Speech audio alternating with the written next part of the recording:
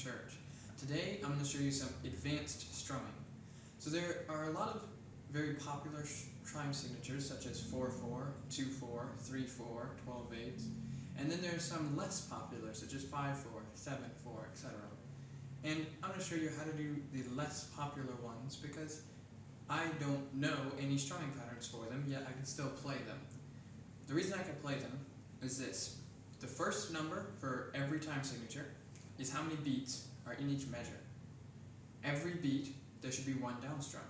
So if it's in 5/4, you do 5 down strums in one measure. If it's 5/8, same thing, 5 down strums in one measure. 7/4, 7 down strums in one measure. And then you could improvise with the up strums. You could try to do a pattern. You don't have to though. You could do whatever you want with the up strums. Now, sometimes it's a little bit too fast for it, so you can't really do 5 in everything because you have to be playing very quickly. So for 5/4, you would want to do 3 instead of 5 in each measure. And then for 7/4, you would want to do 5 instead of 7 if it's too fast. Usually it's not too fast though. Most songs are fairly slow. So here's 5/4 at 100 beats per minute. I'm not going to show you a strumming pattern, I'm just going to do it.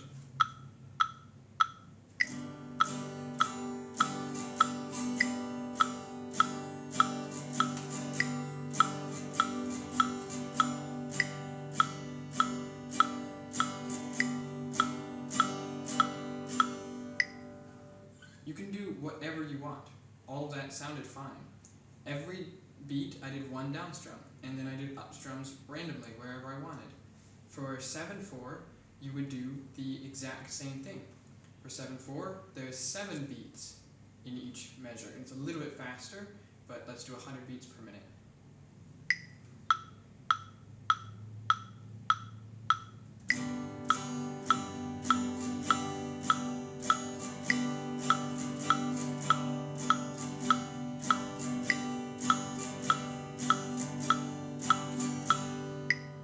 If you haven't seen my other videos on 3/4 strumming and 4/4 strumming, I would recommend going and watching those because sometimes I do that. For 5/4, you could do a 3/4 strumming pattern and then a 2/4 or 4/4 strumming pattern. For example, down, down, up, down, up, down, down, up. Now you did 5 down strums. Or you could do it the other way around, where it's down, down, up, down, down, up, down, up. Right? So that's 5 in each measure. You're doing 1 for 3/4 and 1 for 4/4. For 7/4, you could do the exact same thing with 3/4 and then 2 4/4s afterwards. But you can do whatever you want with it, just as long as there's one down strum for every beat. You could do literally any time signature like that.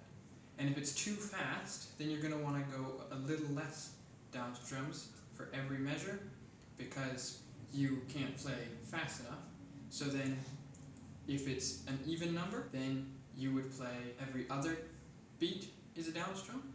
If it's an odd number, then you're going to want to go a little bit faster. It might be a little bit confusing, but for 5/4 you would go on the first one, third one, and the fifth one, and then the first one again. So the first and the third and the third and the fifth would be the same distance apart, but then the fifth and the first would be a little bit closer together. So there would be no break between them. But that's not too complicated.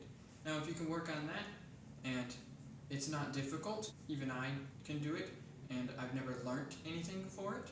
I'm just doing, like my friend said, doing whatever I felt sounded right. With rhythm, if you have decent rhythm, you don't need to know a strumming pattern. You could just do down strums every time there's a beat, and then up strums whenever you feel like it. And you can work on that. It makes guitar a little bit more fun. I'll see you in the next video.